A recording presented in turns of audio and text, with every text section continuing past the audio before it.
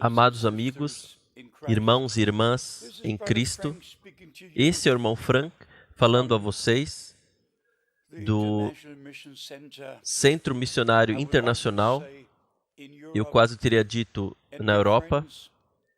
E amados amigos, o mundo se tornou muito pequeno e esses sermões estão sendo transmitidos a muitos diferentes países. Assim, o melhor é dirigir-se a todos, independentemente de que parte do globo você venha. Nosso ministério, como você compreende, é apostólico, profético, um ministério bíblico, compartilhando a palavra original de Deus com o povo de Deus, com aqueles que têm um ouvido para ouvir o que o Espírito está dizendo às igrejas. Nós compreendemos da Santa Escritura que Deus tem um plano de salvação. Também compreendemos, houve promessas para a primeira vinda de Cristo e há promessas para a segunda vinda e também predições do que aconteceria antes que o Senhor retorne. E especialmente sobre Israel, o povo natural de Deus, escolhido, com uma terra natural e também promessas muito naturais. E então, as promessas que o Senhor fez para a igreja e finalmente para a noiva de Cristo, que sai da igreja para estar na ceia das bodas do Cordeiro. Assim, amados, eu confio que vocês estejam familiarizados com a Santa Escritura. Isto é muito, muito importante. E igualmente importante é que nós não interpretemos uma única passagem da Palavra de Deus, mas simplesmente criamos cada versículo e cada capítulo na maneira como está escrito e coloquemos isso de acordo com o plano de salvação.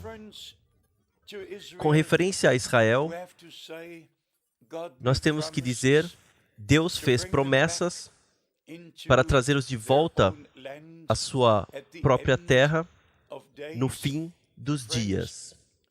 E amigos, eu simplesmente amo ler algumas escrituras. Somente um versículo de Isaías, capítulo 11, e também é o versículo 11, e há de ser que naquele dia o Senhor tornará a pôr a sua mão para adquirir outra vez o remanescente do seu povo. Então, de Jeremias, capítulo 31, versículo 10, ouvi a palavra do Senhor, ó nações, e anunciai-a nas ilhas longínquas, e dizei, aquele que espalhou a Israel o congregará e o guardará como o pastor ao seu rebanho. E então, em Ezequiel, capítulo 36, versículo 24, e vos tomarei dentre os gentios, e vos congregarei de todas as terras, e vos trarei para a vossa terra. Estas são promessas feitas não por homem, mas por Deus, Ele mesmo, ao seu povo escolhido de Israel. E então, se você caminhar adiante aos profetas no Antigo Testamento, há de novo coisas às quais nós temos que prestar atenção. Oséia, capítulo 6, versículo 1 e 2. Vinde e tornemos ao Senhor, porque Ele despedaçou e Ele nos sarará, feriu e nos atará a ferida. Depois de 2 dias, nos dará a vida. Ao terceiro dia, nos ressuscitará e viveremos diante dele. Se formos ao Novo Testamento, Mateus 24 e outros evangelhos paralelos, Nosso Senhor fala sobre vitória.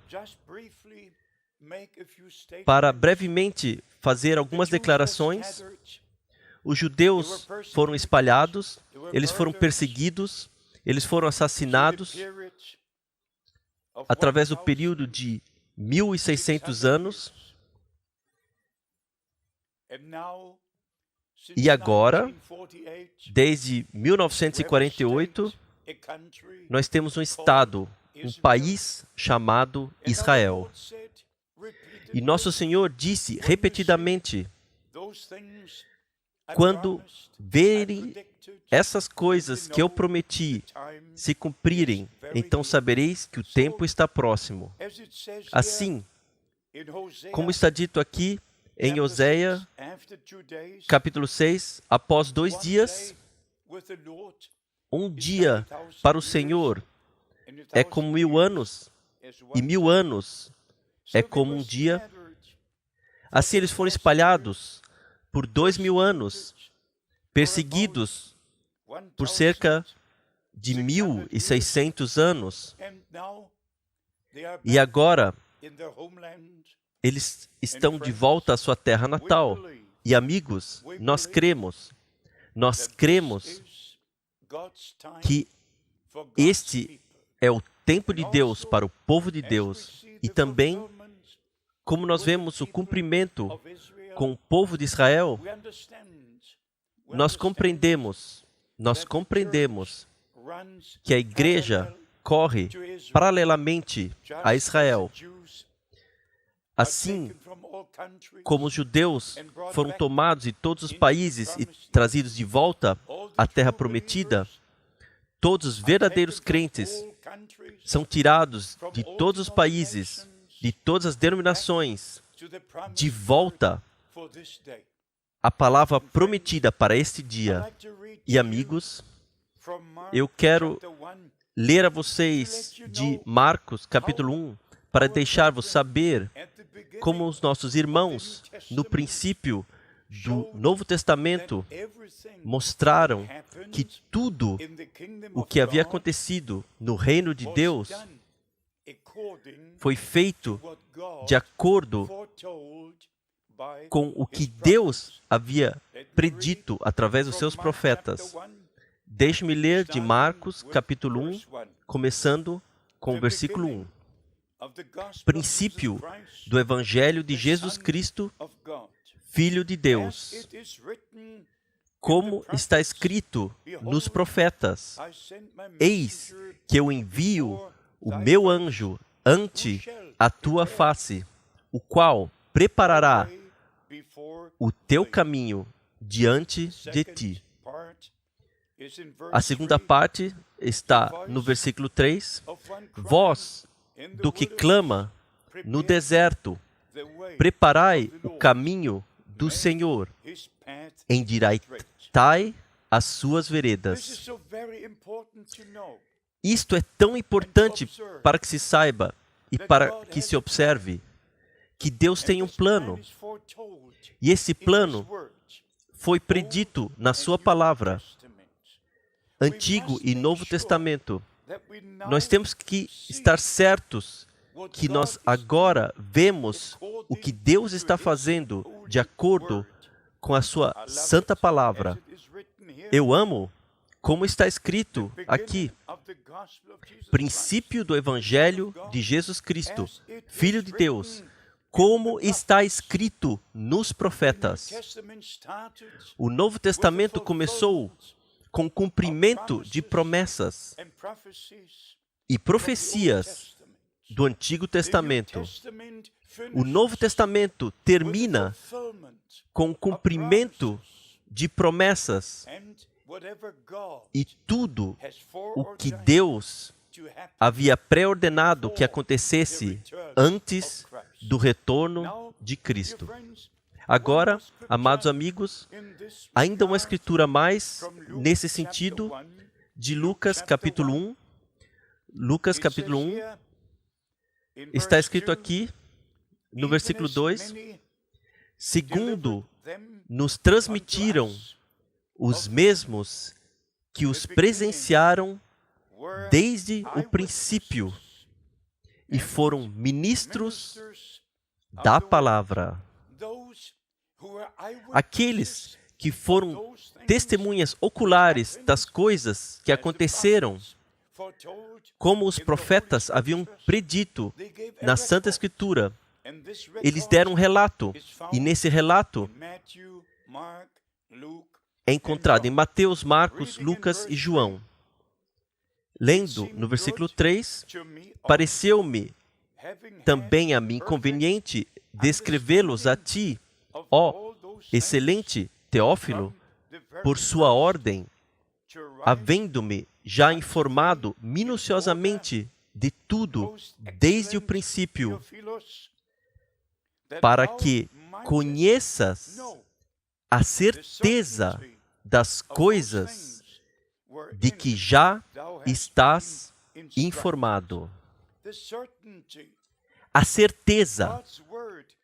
A palavra de Deus é certa.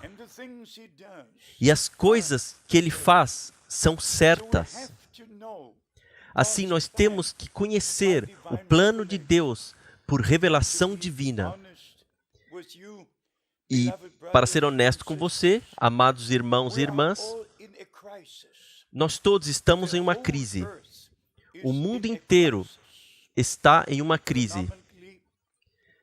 Economicamente, religiosamente, cada nação na Terra tem uma batalha, nisto ou numa outra forma, em todos os lugares crise. E parece até denominações estão numa crise. Eu não quero ser pessoal, mas mesmo as grandes igrejas sabem, todos sobre a terra, que estão numa crise. Todo mundo está numa crise. A igreja está numa crise. Amigos, eu sou um protestante do topo até abaixo. Eu sou um crente da Santa Escritura e eu posso dizer, pela graça de Deus, eu conheço o Senhor Jesus Cristo pessoalmente. Eu dediquei minha vida a Ele em 1949 e, amigos, eu olho para trás, para cima 50 anos no ministério, compartilhando a preciosa e santa palavra de Deus com milhões em 150 países. Amigos, deixe-me vos dizer a verdade. Deus tem um caminho com o seu povo. Deus tem um plano, um programa, até agora, para o tempo do fim, para restaurar, para trazer de volta aonde a igreja do Novo Testamento estava no começo. Então, somente alguns meses atrás, a ênfase do Vaticano foi que todas as outras igrejas cristãs não são de fato igrejas, são somente associações cristãs ou denominações. Mas existe somente uma. Como veio o anúncio, uma igreja, e esta é a Igreja Romana, ou a Igreja de Roma, com o papado no topo dela. E, amigos, nesse reporte, Vocês podem lê-lo no seu e-mail, que todas as outras igrejas terão que retornar à igreja mãe para experimentar plena salvação. As notícias que eu tenho da Bíblia são totalmente diferentes. Totalmente diferentes. Plena salvação não está na igreja, não numa denominação, somente em Jesus Cristo, nosso Senhor e Salvador. Você não pode separar salvação do Salvador. Você não pode separar cura do curador. Você não pode separar uma simples experiência que você necessita com Jesus, de Jesus. Tudo que Deus compartilhou conosco está em Cristo. Em Cristo esteve a plenitude da divindade corporalmente. E somente em Cristo nós temos salvação, perdão, reconciliação. Somente em Cristo e através de Cristo nós temos vida eterna. Eu não necessito de ir a Roma, eu somente tenho que vir ao meu Senhor e Salvador e experienciar plena salvação, a renovação e também o novo nascimento e o batismo com o Espírito Santo. E amigos, como tentei dizer, tudo está se movendo em uma certa direção.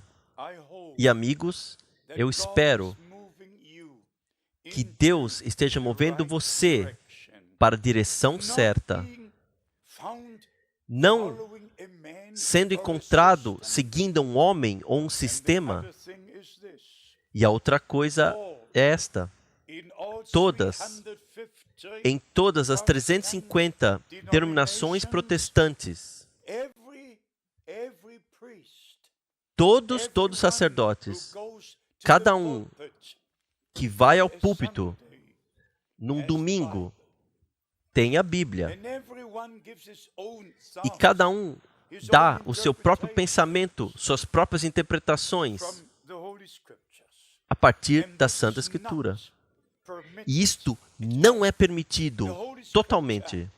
A Santa Escritura não é para interpretação particular. E por isto, eu tenho que enfatizar, em amor, que o primeiro sermão e o último sermão têm que ser iguais. O último batismo e o primeiro batismo têm que ser iguais. Tudo na Igreja de Jesus Cristo permanece igual. Então, nós temos que retornar ao livro dos Atos para saber como a Igreja do Novo Testamento começou. Começou pelo derramamento do Espírito Santo. Foi um ato de Deus.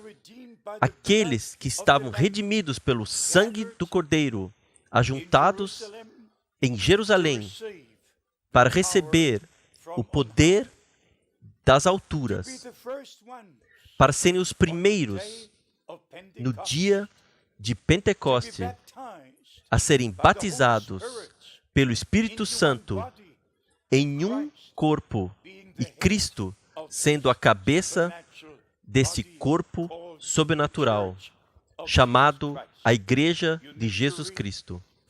Você necessita ler 1 Coríntios 12 e outros capítulos. Assim, fazendo isso muito simples, a Igreja de Jesus Cristo não é encontrada em nenhuma denominação, não é encontrada em Roma, não é na Igreja Ortodoxa Grega ou Católica Romana ou Anglicana ou Luterana. Não. A Igreja de Jesus Cristo consiste dos nascidos de novo, crentes, que tiveram sua experiência pessoal de salvação, reconhecendo a palavra de Deus sendo a verdade e então chegando também à obediência. Se você ler a Santa Escritura, isto é absolutamente necessário. Por favor, lembre-se disso. Nós não podemos ir ao céu pelos nossos próprios caminhos. Isto é impossível. Nós temos que estar no caminho de Deus, na palavra de Deus, na vontade de Deus. O problema começou em Gênesis, diretamente no Jardim do Éden, quando a serpente seduziu Eva e a tirou para longe da palavra sob a sua influência.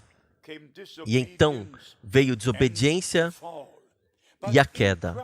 Mas em Cristo, nós somos colocados de volta à obediência, em comunhão com Deus. E então nós compreendemos que nenhuma mentira é originada da verdade. Mas a Santa Escritura, que é o Espírito da verdade, nos guia em toda a verdade. E a verdade é a palavra de Deus. Resumindo, o que tentamos dizer hoje, amados, o retorno de Cristo é iminente. Não somente estamos dizendo isto, isso é assim. E nós podemos esperar o seu retorno a todo o tempo. Os sinais do tempo declaram isto muito abertamente. E cada um que tem um ouvido para ouvir, pode ouvir, e um olho para ver, pode vê-lo. A vinda do Senhor está muito próxima. E por isto, a última mensagem, a mensagem da hora, isso é o que eu gosto, o termo, a mensagem da hora, a palavra prometida de Deus para este dia. E eu amo de levá-lo de volta ao começo desse sermão. Marcos capítulo 1, Lucas capítulo 1, como foi prometido por Deus através dos profetas. Assim foi como Deus começou. E isto é precisamente como Deus também terminará. E Ele fez uma promessa especial de enviar um profeta como Elias antes do grande e terrível dia que o Senhor venha. E amigos, eu tenho que compartilhar isto, se possível, em cada sermão. Eu tenho que informar o povo de Deus da promessa principal antes do retorno de Cristo. E essa promessa encontra o seu cumprimento no nosso tempo. A verdade, a verdadeira palavra de Deus, incluindo todas as promessas das Santas Escrituras, são compartilhadas com todos do povo de Deus ao redor da terra. E por isto, como eu disse, nós temos que checar com a palavra de Deus e encontrar se estamos caminhando em obediência nos caminhos de Deus e se nós estamos nos preparando para a segunda vinda de Cristo. Amados irmãos e irmãs, prezados amigos, tome o seu caminho de volta a Deus, a sua palavra.